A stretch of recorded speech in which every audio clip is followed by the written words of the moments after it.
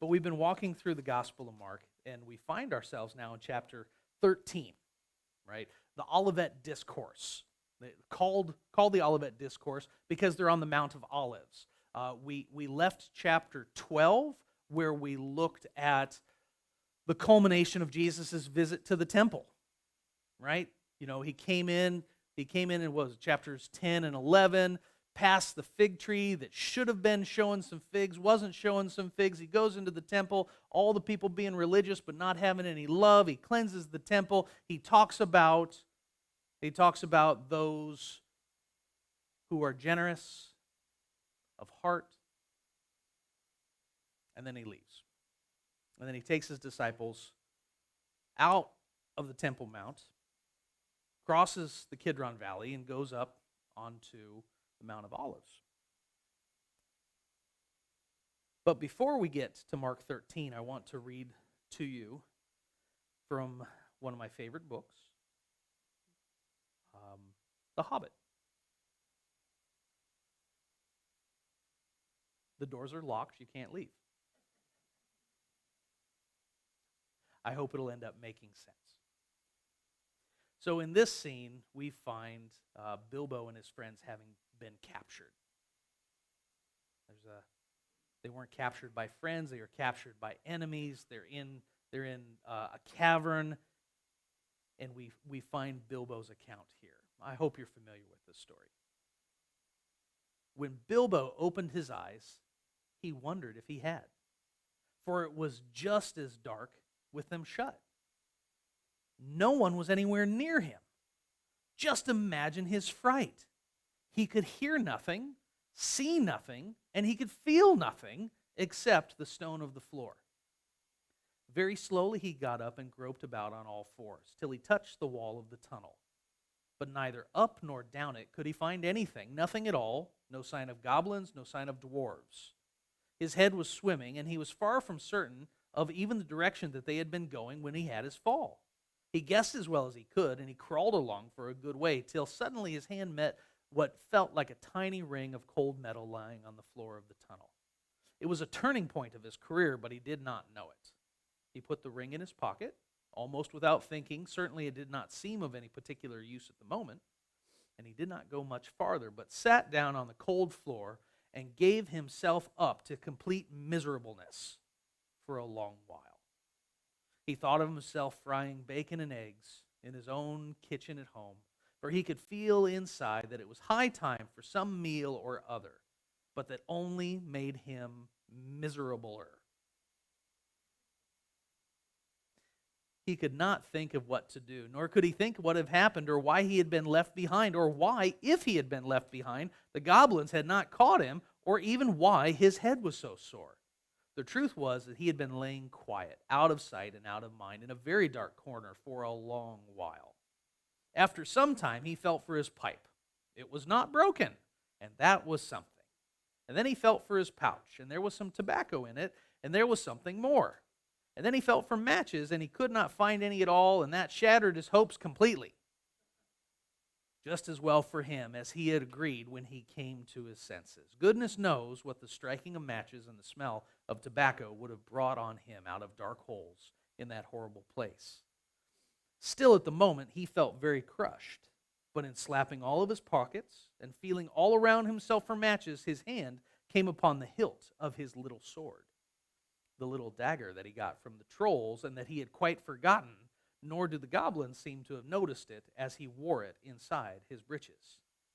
And now he drew it out, and it shone pale and dim before his eyes. So it is an elvish blade, he thought, and goblins are not very near, and yet not far enough. But somehow he was comforted. It was rather splendid to be wearing a blade made in Gondolin for the goblin wars, of which so many songs had been sung. And also he had noticed that such weapons made a great impression on goblins that came upon them suddenly. And we read all that to read this. Go back, he thought. No good at all. Go sideways, impossible. Go forward, only thing to do. On we go.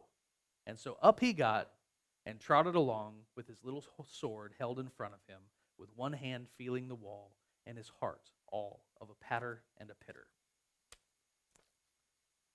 This is not the word of the Lord. So we head into Mark 13, and I got to tell you, heading into Mark 13, into the Olivet Discourse, there are going to be some difficult things that we look at in here. There's a good chunk in Mark 13 that is intentionally vague.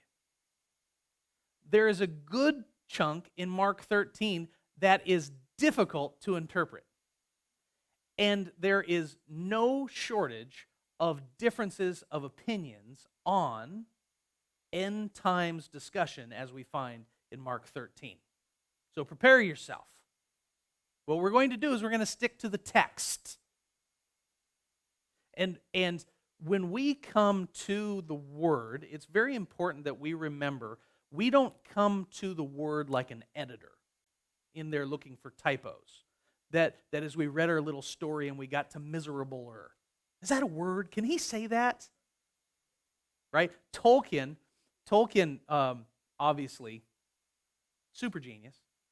Tolkien actually wrote, he was general editor for the Oxford Dictionary for the letter W. And so when he submitted his first draft, I can't remember if it was on The Hobbit, to his editor. His editor sent it back and said, "You keep saying dwarves. There's no word as dwarves. It's dwarfs with an F." And Tolkien wrote back to him very rightly, said, "I wrote the dictionary, don't question me." Oh, flex. Okay, right? So when we come to the text of the Bible, we have to remember, don't be the editor trying to tell the Word of God, because that's how Jesus talks about it. Trying to tell the Word of God how it has authority on you or it doesn't. Like either you come to the party or you don't come to the party. C.S. Lewis, one of the contemporaries of Tolkien, is very famously quoted as saying, when you're looking at Christ, you have to pick. You can't remain neutral on it. He is either a liar, a lunatic, or Lord. He's not a wise man. He's not a good teacher. He's not a rabbi that you can just put on the shelf and consult him every once in a while. You can't do that because the claims that he makes are so big they have to be addressed. And so, if you come to the party, if you believe in the new life that it talks about, recognize that Jesus quotes the Old Testament extensively and is careful to fulfill the prophecies in the Old Testament that had to do with the coming of the Messiah. Ooh. So when I come to this book examines me as much as I examine the book. Fair? Are we tracking so far? Just sort of context there. So I got some pictures. If you can prep the Mount of Olive ones as I begin reading Mark chapter 13. And as he came out of the temple, one of his disciples said to him, "Look, teacher, what wonderful stones and what wonderful buildings." And Jesus said to him, "Do you see these great buildings? There will not be left here one stone upon another that will not be thrown down." And as he sat on the Mount of Olives opposite the temple, Peter and James and John and Andrew, right? The first four. "Tell us, when will these things be? And what will be the sign that all these things are about to be accomplished?" And Jesus began to say to them, "See that no one leads you astray. Many will come in my name, saying, 'I am he,' and they will lead many astray. And when you hear of wars and rumors of wars, do not be alarmed. This must take place, but the end is not yet. For nation will rise against nation, and kingdom against kingdoms, and there will be earthquakes in various places. There will be famines. These are but the beginning of the birth pains. But be on your guard. See that no one leads you astray. The Greek word blepo we see in there, to see.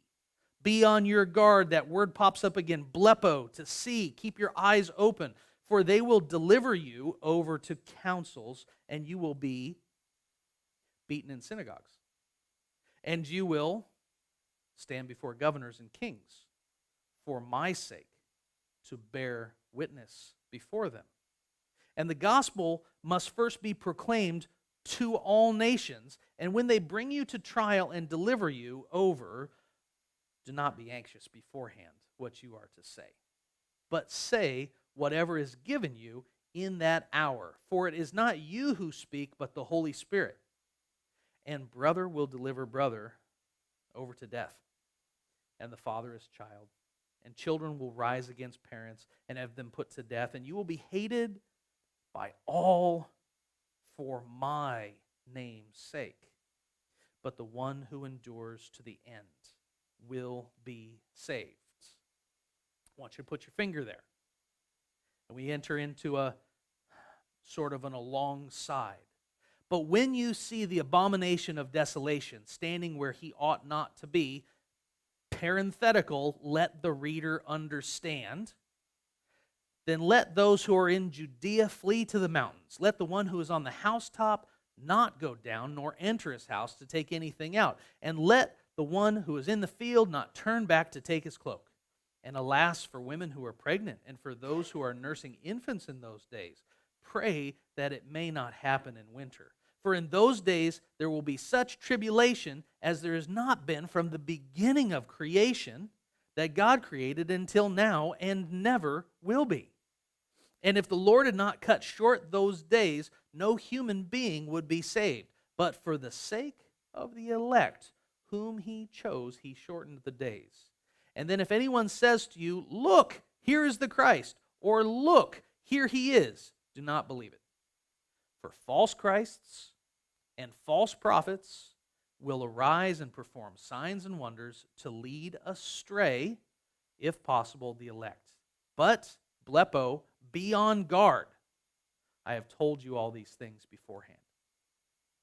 But in those days, after the tribulation, the sun will be darkened, and the moon will not give its light, and the stars will be falling from heaven, and the powers in the heavens will be shaken. And then they will see the Son of Man coming in clouds with great power and glory. And then he will send out the angels and gather his elect from the four winds and from the ends of the earth to the ends of heaven. It's kind of the end of that portion in there where I said put your finger, right? Now we get back to the main track. From the fig tree, learn its lesson. As soon as its branch becomes tender and puts out its leaves, you know that summer is near. So also, when you see these things take place, you know that he is near at the very gates. Truly I say to you, this generation will not pass away until all these things take place. Heaven and earth will pass away, but my words will not pass away.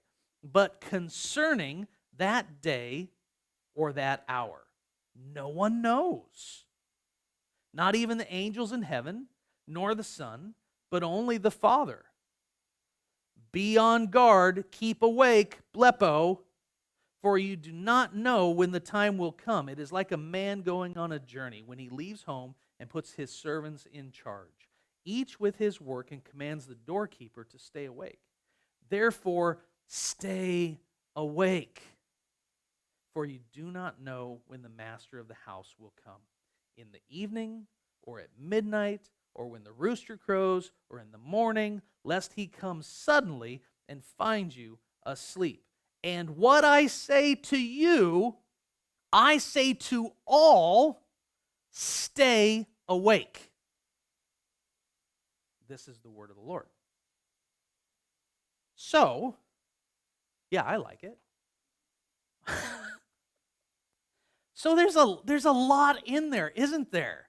Gee, there's a lot. So it'll be my first 2-hour sermon. I hope everybody used the toilet.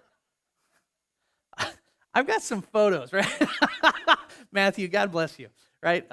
We can get a couple of the photos. So this is This is the view from the Mount of Olives. Gee, that's a handsome guy, right? So, yeah, right? So, that's right. I know. Awesome. So you see the Temple Mount up there. You see the wall of the Temple Mount. You see the Golden Dome, which is not the temple. That's a mosque that's been built on the site since the destruction of the temple, right? So this is the view. This is the view from the Mount of Olives. This is the view from where Jesus and the disciples were at when he was telling them these things. Let's get the next image. So also on the Mount of Olives, you're going to find, and as we march towards Resurrection Sunday, Easter, right? As we march towards Resurrection Sunday, we are going to be walking through the Gospels to that point, following Christ through his passion, the reason that he came, right? And that's going to take us to the Garden of Gethsemane at one point. But the Garden of Gethsemane is also on the Mount of Olives. These trees are old enough that if this was the particular acre of land where he was hanging out, and they think that it is, these trees were there at the time of Christ. Isn't that kind of fun? I don't know why. Like, some people collect postcards or patches or little silver spoons that you can't use for anything. Right? So why do we feel cool when we do that? But I don't know, I felt cool. I was like, wow, that tree was there. Okay, so the next image. And I just thought this was fun because every time, so for those who didn't know, I've been to Israel twice, and I've been given the trip both times. Isn't that cool? So I'm going for 3. No. But when I go, I love seeing things in so many different languages. So many different languages, so many different tongues, so many different nations represented. Because God's no respecter of one nation, of one culture, of one tongue. He's just not. So it's coming to these things and recognizing that the person speaking a completely different language, that we'll get to talk about it in heaven someday. Isn't that fun? Okay, so the next image. So, prettiest building I think I've ever been in. Just gorgeous. I have no great theological significance to what you're seeing here, but just the beauty of it was significant. It felt very solemn. You know, I'm more of a carpet guy, but it felt very solemn. And I stayed out of the main area. You know, God bless our Catholic brothers and sisters, but I'm not Catholic, right? I don't know when to kneel and when to not and when to do all the things. Next image. And so on this stone is where they believe that Jesus prayed and wept and sweated drops of blood, right? As he waited. On that stone is where they believe. So next image. Over here, though, to the side, if you can believe what the tour guides say, because I just got to say, you know, you got to be careful with tour guides. They're kind of like car salesmen. Right? They want to make it a nice experience for you, right? So, but if you can believe the tour guide, which in this instance I do, right? So this is where as Jesus commanded his disciples to wait and to watch and to pray with him, this is where they sat and fell asleep. So I sat over here. I thought, oh, but by the grace of God go we. Right? Next image. That's from the outside. Better Homes and Gardens. Next one. Okay, so we'll go ahead and we'll pause there for a moment. So that was the Garden of Olives. This is going to be on the western side of the Temple Mount. Just on the other side of that little wall there is going to be where the western wall, they used to call it the Wailing Wall, where you're able to see some of the original stonework that was their first temple era. right? And this was the pavement that was there, right? So if we could send this to Thurston County, because they did this like 3,000 years ago, and it looks better than some of the roads in Rochester. I'm just throwing that one out there. Anybody else live out in the sticks and collect potholes? Okay, so next image. Okay, and now this is the southern wall, the edge of the temple there. Just a fun aside, in the temptation of Christ, this corner would have been the highest place on the Temple Mount, as the devil took him out and said, hey, fling yourself off this edge, because it's always a good idea to do, right? And Jesus is like, no. So this would have been that edge. Next image. I'm not sure why I included this. I'm squinting. It's quite bright. Next image. There we go. So now we're under. So we're under everything that you just saw there, right? And so what I wanted to point out was the size of this stone, right? These were the foundation stones to the Temple Mount, and it just keeps going. I mean, we're talking 45 feet long. We're talking about 2 foot deep, about 4 feet high. Just really remarkable. I mean, it's got to weigh the equivalent of a bus. And there was no hydraulics when they put it in place, and they had to get it accurate. I mean, look at that line. That's pretty nice. Was there another one in this set, or was that the end of this set? One more? Let's see the next one. And here you go. Here's the western wall that they used to call the Wailing Wall, prior to the return of the nation of Israel to their homeland. You'll see there's a dividing line there. Boys to the left, girls to the right. But you'll see what I wanted you to, with the actual wall itself. See the size of the stones and how they keep getting smaller and smaller. Like the work that they did a long time ago was much better than the work that they did after destruction, after destruction, after destruction. So, a little bit of a tour guide there, a little bit of a history lesson. Why does this matter? Because as he came out of the temple, look, teacher, what wonderful stones and what wonderful buildings. Because they're still wonderful. They're impressive. I mean, you go there, and it's really something. Did you see these great buildings? Said Jesus. There will not be one left here, not one stone upon another that will not be thrown down. That's got to be a little bit unsettling, doesn't it? When you are a people with a central location of the presence of God. Like, everybody came down, it was always up to Jerusalem. Everybody came from the area because you could worship at one location. So the notion of us being able to worship and encounter God in fullness and in truth here still should just amaze you. But I wanted to give a little bit of a backdrop, right? Because as we see the large stones and then the smaller stones, there were 2 different temples, 2 different destructions. First was with the Babylonians, like 500-600 BC, and then was the second one with the Romans in 70 AD, or Common Era, however the kids are doing it these days, right?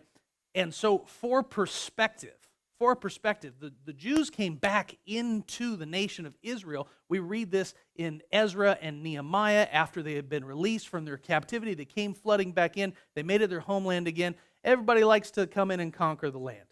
David Horsey, the cartoonist in the Seattle Times, used to have this one cartoon that he drew, and it had like 20 different conquerors coming through the land, kicking out the next guy over and over and over again. So it's really an interesting history if you get down with that sort of stuff. But where it becomes important for us, is there's going to be two key accounts. The first one is going to be the story of Hanukkah, essentially, right? Antiochus Epiphanes, the Seleucid emperor, right? He ruled out of Syria by Greek customs and laws, and he was not a great guy.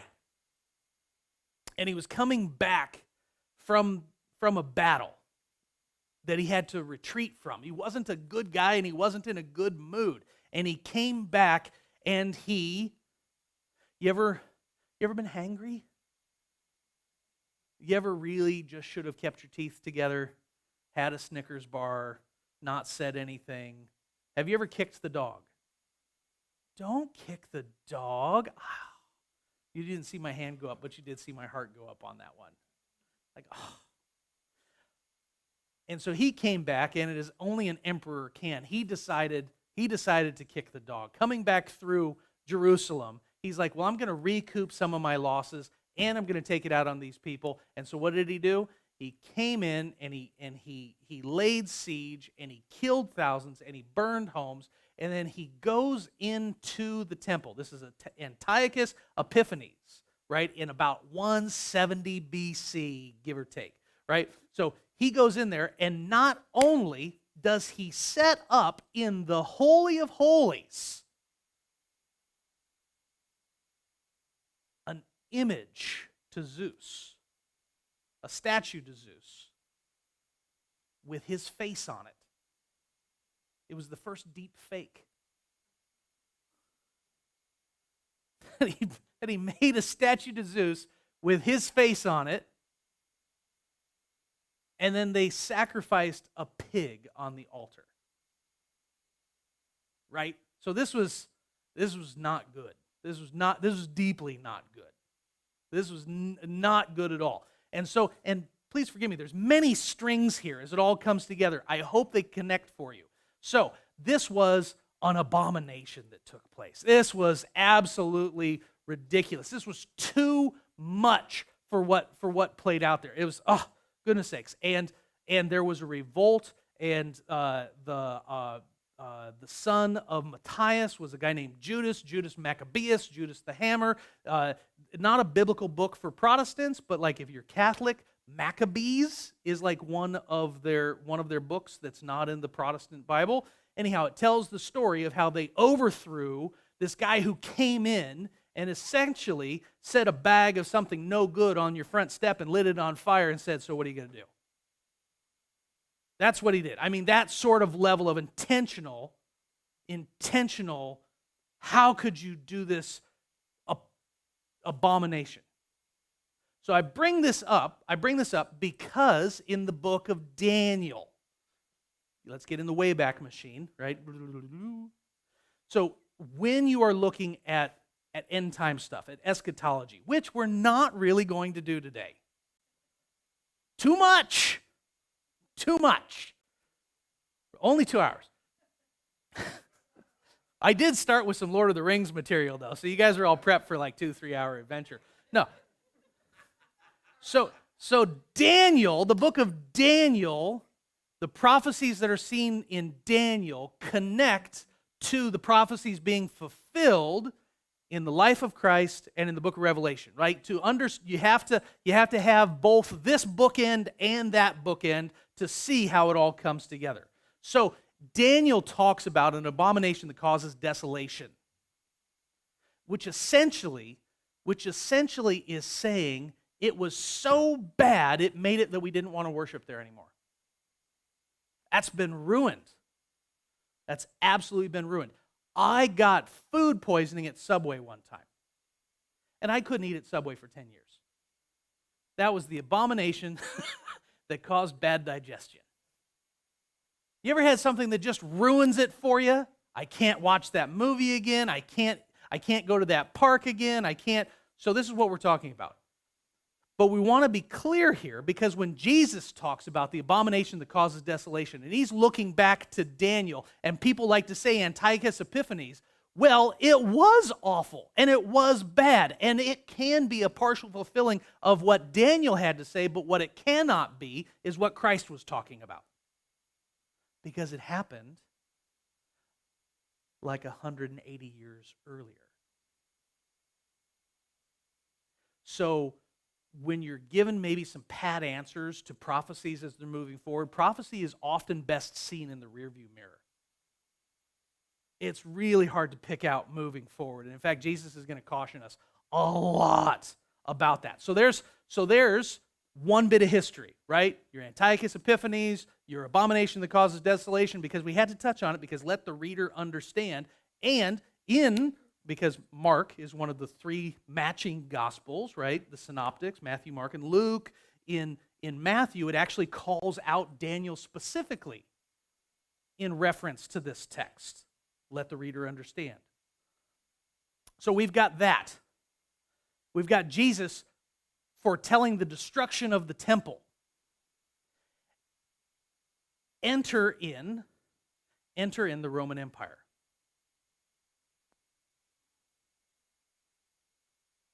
Have you heard of Josephus? Right? Josephus Flavius, he was a Jew. He was actually in Rome at the time that everything went bad with like the siege of Jerusalem and the destruction of the temple. He was there actually negotiating the release of some fellow countrymen. Time frame, destruction of the temple was 70 AD. We believe the Gospel of Mark to have been written somewhere between 60 and 70 AD. So we've got like a 10-year sort of window there. In this period of time, we've got Nero on the throne. I don't care who you voted for the White House, but I promise you would not have voted for Nero. Nero was wrong on all the levels. And so powerful. And the persecution that was going on in this time frame that Mark was written. We see Peter talking about it because Peter was bishop of Rome about this time frame where Nero lived and where there was such huge persecution against Christians. So you've got Nero on the throne. He sends out was it Vespasian? Because there was some beef. And again, I hope it's connecting for you. So you'll have different levels of government. The local guy was a jerk. Procurator Florus. And Florus had it out for the Jews, didn't like to be in this backwater part of the wood, and when taxes didn't come in close enough to the level, he would raid the temple and take some silver to get his tribute to Rome in order. Can you imagine what the locals thought about this? And so they got mad enough that the captain of the Temple Mount decided to join with the zealots and to revolt. It was the first Jewish revolt, like 66 A.D. Can I get the pictures of Masada? It sounds like a delicious sauce, doesn't it? I'd like some chicken masada. Isn't it terrible? Which, yeah. So this is an image of Masada. Masada was one of 4 seasonal palaces. I know today it's only our custom to have 3 seasonal palaces, but he had 4 seasonal palaces. If I can get the next image. If you look there, Masada is built in the middle of nowhere. In the middle of flat nowhere. You can see the Dead Sea in the background. It's built up onto these high cliffs, which really technically aren't that high because the Dead Sea is way below sea level. So they're like where they should be, and the Dead Sea is just way down here.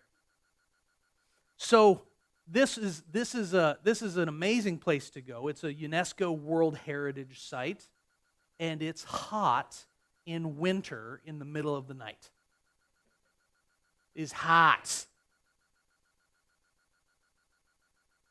And so following Procurator Florus, the jerk who would raid the temple to get the money to keep Rome happy, right? Following this, the first Jewish revolt led by all these zealots, they started off storming Masada. And they went up there and they killed a bunch of Romans, and then they camped out there for like the next 3 years. Right? This was a stronghold because it's hard to get to. So we see with Procurator Florus, right, that he made the Jews really mad. And the Jews decided to take up arms against him. They didn't like Nero. They didn't like Florus. They didn't like the idea of this Masada. They went up and they went after it. And so since Florus found himself being a bit overrun and not able to take care of us, then it went up the food chain a little bit to the governor. And he brought in 20,000 troops, and he failed. And so then it goes all the way up the food chain to Vespasian.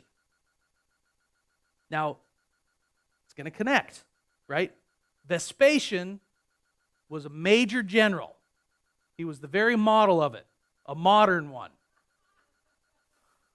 Oh, I am so sorry for that. Who can sing it? No, don't do it. Okay, so he laid siege to Jerusalem. And it was during this time that Josephus came back onto the scene. Now, Josephus is the historian that tells us everything about what happened during this period. But the problem was, he wasn't trusted by anybody. He was a Jew in the eyes of the Romans. He was a traitor in the eyes of the Jews. So when you read Josephus, you have to keep these things in context. So Josephus goes so far as to lay out a prophecy saying that Vespasian, you're going to be Caesar someday. And sure enough, he ended up getting to be Caesar after Nero died. So Vespasian comes into power. Vespasian moves up. Nero is dead, and Vespasian has a kid named Titus, and Titus was sent to finish his father's business and conquer, completely destroy Jerusalem. And he did. Including the temple. Wiped it out entirely. I've got one more image there. So on the Ark of Titus, right? You know, they build the celebratory arches. Yeah, right? Arches. Are they golden?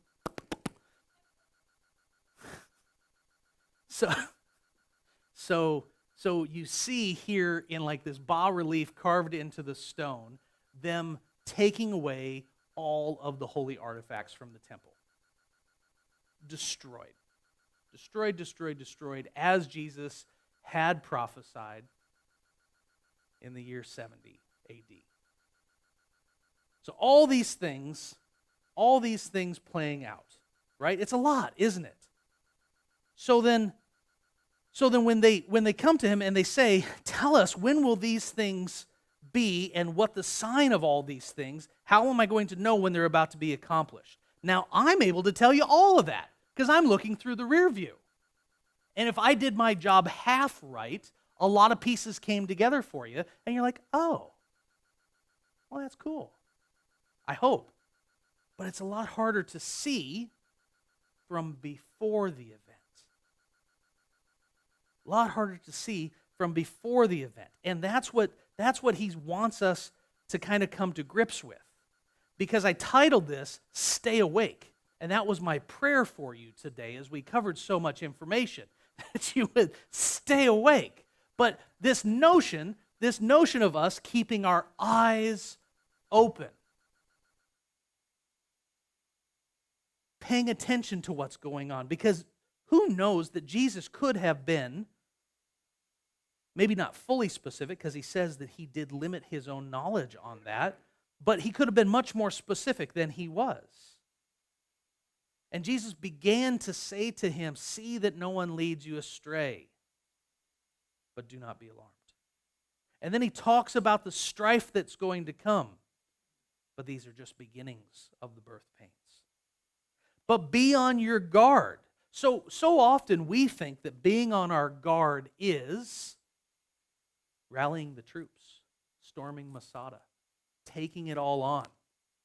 But really, what Jesus is saying here in the text says, be on your guard, for they will deliver you to councils, have you beaten in synagogues, and you will stand before governors and kings for my name's sake, to bear witness to them. And before all this stuff is going to happen, the gospel must first be proclaimed to all nations. So as we look at this, all these things that we can say, okay, well, where's the fulfillment of all these things? Is this hardship going to show that we've arrived in the end times? What is it going to show? Well, first I want to say, following the resurrection of Christ, all the way to his second coming, we qualify for the end times. This is that season. We are in the end times. We've been in the end times for 2,000 years. We'll be in the end times until he comes back. But Pastor, we really expected you to be able to get a little more granular with us. Are we in the end times of the end times? Are we in the endy end times? Well, I don't know. Is that okay? Because you read the text with me. Did that text say I was supposed to know? Or did the text clearly say I wasn't supposed to know? Listen, I wasn't supposed to know. Oh, so Jesus is setting us up, not in a bad way, but in a good way, so that he can say, I didn't hold anything back from you. I told you what was going to happen, but you wouldn't have understood it anyhow. This is a rear view mirror sort of thing. Where you need to be going is like poor Bilbo.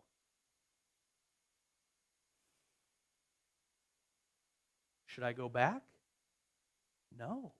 Jesus just cleansed the temple. Jesus cursed the fig tree on his way in because the fig tree, if you remember from the lesson before, it was in season for the early figs.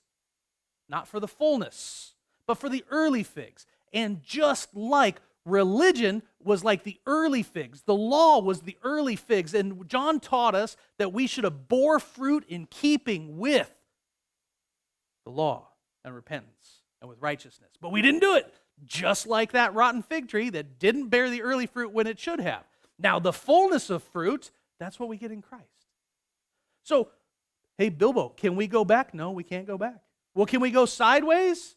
No, that's no good. Where can we go? We can go forward.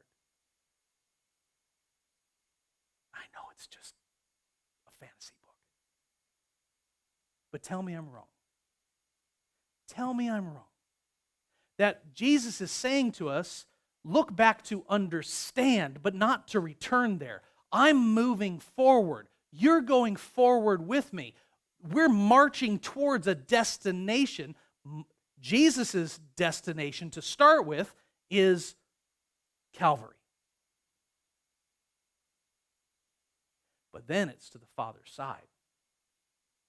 And that we, as we pick up our cross and follow him, we forget so often, our Christianity gets so messed up sometimes, we forget that Jesus talks about us denying ourselves, picking up our cross, and following after him. The cross isn't the burden, the cross is an image of death. So to die to ourselves, to be like him instead.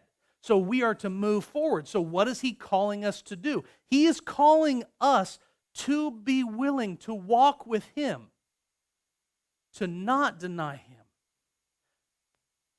if that means being turned over to councils, if that means being turned over to governors and to kings. Because in those moments is when we get to be gospel bearers.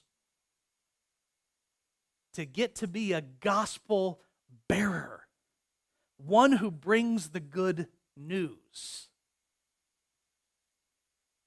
So when we read these texts, we get pretty wrapped up by all the stuff in the middle. Is that fair? I mean, like we all get intrigued by the mysterious, by the things we don't know. If I had a box up here right now, you would want to know what was in it. Me too. Every time Amazon pulls up, I want to know what's in it because I didn't order it. I paid for it, but I didn't order it. What's in it? What's the return policy on this mystery box? I have a friend. He's out in like Wyoming. Well, at least we were friends in high school. And he was joking about having too much to drink one weekend, and he had like 45 Amazon packages show up that next week. He didn't know. Isn't that the worst? So, couple things to bring us back to something worthwhile, right? From the fig tree, and it's worth mentioning because he just dealt with the fig tree. He just dealt with the fig tree coming into Jerusalem, saying, "Where's your fruit?" He dealt with the fig tree coming out of the temple area when he cursed it and it withered, and they wanted to talk about it. Now he brings up the fig tree again. From the fig tree, learn its lesson. As soon as its branch becomes tender and puts out its leaves, you know that summer is near. So also, when you see these things taking place, you know that he is near, at the very gates. So truly I say to you, this generation will not pass away until all these things take place.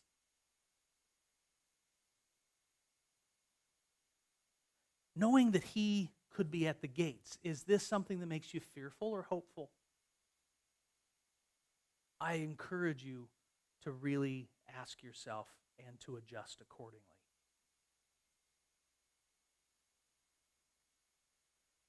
The term in their generation, this one's always been a stumbling block to me because I didn't understand it.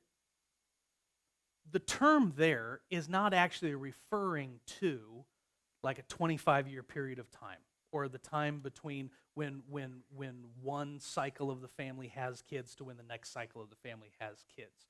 That is only found in the New Testament in two places, in one of the Timothys and in Titus, where Paul is barking at people to not get all wrapped up in endless genealogies, to stay out of the weeds, to stay on the main things.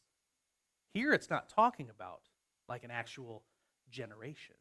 It's talking about like a shared solidarity of stinking thinking. All these people who have this mindset, until this goes away,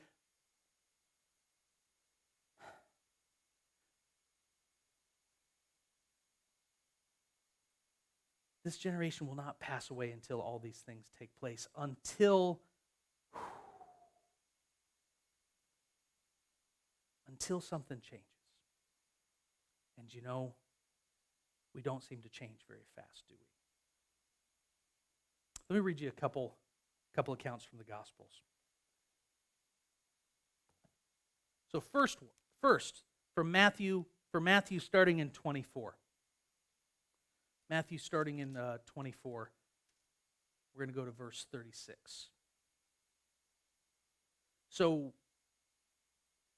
the Synoptic Gospels, Mark 13, Matthew 24, 25, Luke 21, these are going to be your parallel sort of accounts in here. And so this story is coming out immediately following the lessons about the twigs and about the fig tree that we just read. So in 14:36, no one knows about that day or that hour, not even the angels in heaven nor the Son, but only the Father. Goes through and he tells the exact same account that we were looking at. In 42, therefore, keep watch, because you do not know on what day your Lord will come. But understand this, if the owner of the house had known at what time of night the thief was coming, he would have kept watch. He would have been on guard. He would have been aware, and he would not have let his house be broken into. So also you must be ready, because when the Son of Man will come at an hour when you do not expect him. Who then is the faithful and wise servant, whom the master has put in charge of the servants in his household to give them their food at the proper time? It will be good for that servant whose master finds him doing so when he returns. I tell you the truth, he will put him in charge of all of his possessions. But suppose that servant is wicked and says to himself, my master's staying away for a long time. And then he begins to beat his fellow servants and to eat and drink with drunkards. The master of that servant will come on a day when he does not expect him, and in an hour he's not aware of. And he will cut him to pieces and assign him a place with the hypocrites where there will be weeping and gnashing of teeth. Then it goes on to tell a story about the virgins and the oil in the lamps. That, hey, you lazy bag of bones, don't wait till the last minute to get up to the task that was a primary and a most important thing. Get to it now so that when the master shows up, you're ready.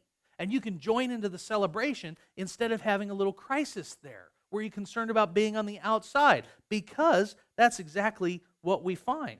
But when they were on their way to buy the oil, the bridegroom arrived. The virgins who were ready went in with him at the wedding banquet, and the door was shut.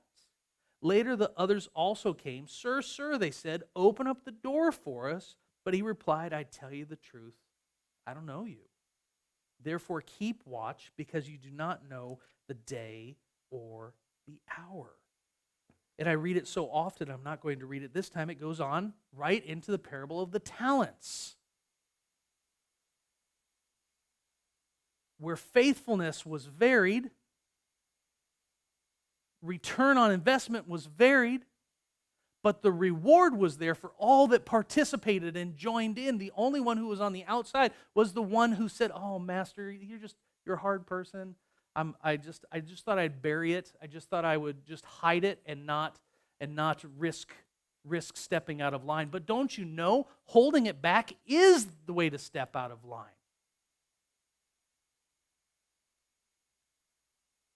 Because we will be delivered over to stinky situations where we have an opportunity to share the gospel with people, to be his gospel bearers into worlds, into situations that need it so desperately.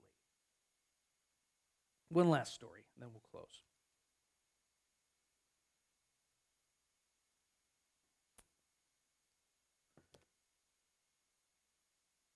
In Matthew 20, for the kingdom of heaven is like a landowner who went out early in the morning to hire men to work in his vineyard. And he agreed to pay them a denarius for the day and sent them into his vineyard. About the third hour, he went out and he saw others standing in the marketplace doing nothing. He told them, you also go and work in my vineyard, and I will pay you whatever is right. And so they went. And he went out again about the 6th hour and the 9th hour and did the same thing. And about the 11th hour, he went out and found still others standing around. And he asked them, why have you been standing here all day long doing nothing? Because no one's hired us, they answered. He said to them, you also go and work in my vineyard. And when the evening came, the owner of the vineyard said to his foreman, call the workers and pay them their wages, beginning with the last ones hired and going on to the first. And the workers who were hired about the 11th hour came and each received a denarius. And so when they came who were hired first, they expected to receive more. But each one of them also received a denarius. And when they received it, they began to grumble against the landowner. These men who were hired last worked only an hour. And they said, and you have made them equal to us who have borne the burden of the work in the heat of the day.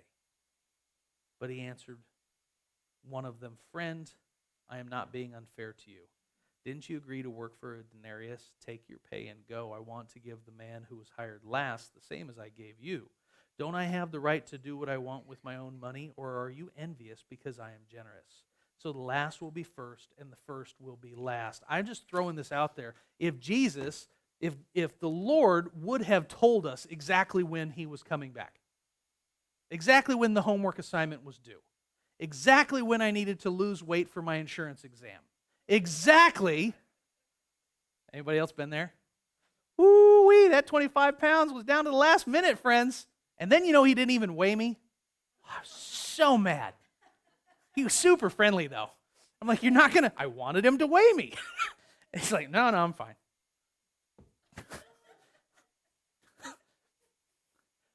Because that's the human heart, isn't it? Instead of responding with great joy to the gift that God is giving you, that you're like, I want to start today. Today is when I want to start. I want to share the good news today. I want to have his life inside of me today. I want it to be all about me today. Just last week when we were talking about Ash Wednesday and Fat Tuesday, what does the human heart do? The human heart says, well, I am going to gorge on all of the Las Vegas-style delights right before I need to switch. I'm going to last minute this thing. How would we have been if the Lord would have told us, I'm coming back on July 14th, 2023? When would you get your act together? And when would your witness become worth a darn?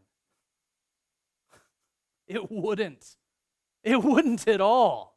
Your witness would be an anti-witness because your life would be proclaiming to the entire world around you, this is only good for then, it's not good for now. In fact, if I could take now and make now then, I'd do that. And we come up with all these asinine visions of heaven where I'm at a barbecue all the time, riding a motorcycle, paragliding on a zebra, like that is really going to be fulfilling to me. But we do this. But God knows our heart. Oh, He knows our heart. And He knows that we can choose where to position our heart to be more like a son of God or to be more like a son of the world. And in His mercy, He doesn't leave me the terrible temptation of leaving everything to the last minute. Do you know Constantine, the Roman Empire, who was the first to become a Christian, did this? He waited until his deathbed to get baptized because he thought that that was his last opportunity to live as he wanted to. And so he didn't want to waste any time. Friend, he was right. You don't want to waste any time, but he had the wrong idea of what wasting time is like. Let me pray for you.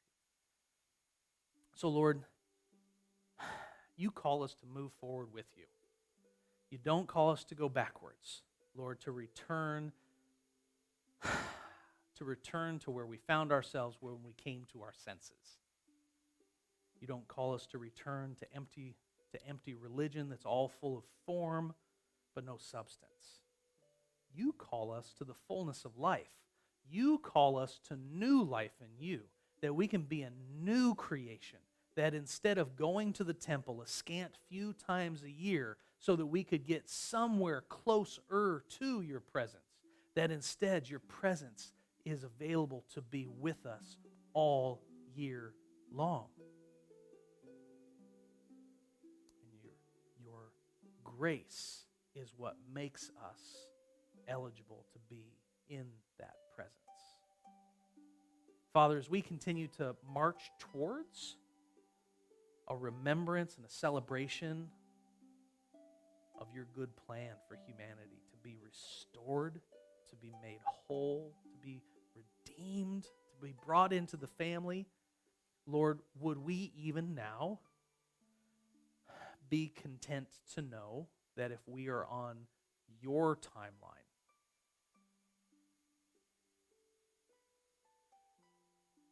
that things don't have to be wasted.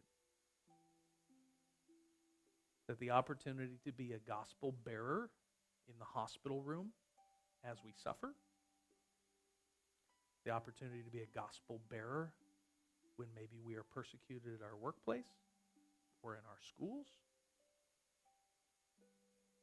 the opportunity to be a gospel bearer in so many uncomfortable places, that you offer to give us not only meaning and significance, but that you make it clear that we are your friends because we get to share in your mission with you.